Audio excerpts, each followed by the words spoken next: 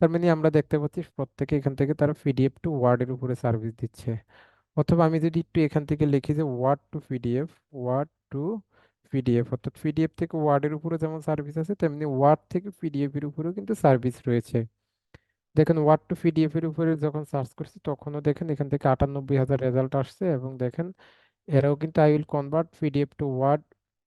আচ্ছা দেখেন তার একটি উপরে রিভিউ রয়েছে, I will convert word to PDF, সে ওয়ার্ড থেকে পিডিএফ এ করবে। সেও দেখেন পিডিএফ টু ওয়ার্ড করবে, ওয়ার্ড টু পিডিএফ করবে। তার মানে এখান থেকে আমাদের দেখতে পাচ্ছি যে অনেক সার্ভিস রয়েছে।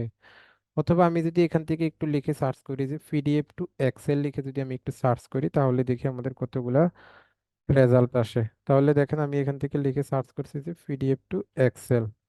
ওকে, পিডিএফ টু এক্সেল লিখে যখন আমি সার্চ করছি তখন দেখেন এখান থেকে আমাদেরকে প্রায় 81,000 সার্ভিস রেজাল্ট কিন্তু দেখাচ্ছে, যে 81,000 মানুষ এখান থেকে এই সার্ভিসটা দিচ্ছে যে তারা পিডিএফ থেকে এক্সেলে কনভার্ট করতেছে। দেখেন I will convert PDF to Excel. তার মানে এখান থেকে তারা PDF to word, PDF to Excel বা এক্সেল টু পিডিএফ, এরকম বিভিন্ন ধরনের। বা আমি যদি এখান থেকে লিখি যে এক্সেল টু, দেখেন আমি যদি এখান থেকে লিখি এক্সেল, এক্সেল টু, দেখেন এখান থেকে আমাদের বিভিন্ন জিনিস সাজেস্ট করতেছে। এক্সেল টুর Excel template custom image to Excel, দেখেন এটা কিন্তু আমাদের খুবই একটা গুরুত্বপূর্ণ সার্ভিস। ইমেজ টু এক্সেলেও কিন্তু আমাদের প্রায় 37,000 সার্ভিস রয়েছে। এখান থেকে দেখুন প্রত্যেকেরই কিন্তু কাজ আছে। তার মানে অনেক কাজ রয়েছে। এখন প্র্যাকটিক্যালি কাজগুলো কিভাবে করতে হয় সেটাই আমরা এখন আজকের এই পর্বটিতে দেখব।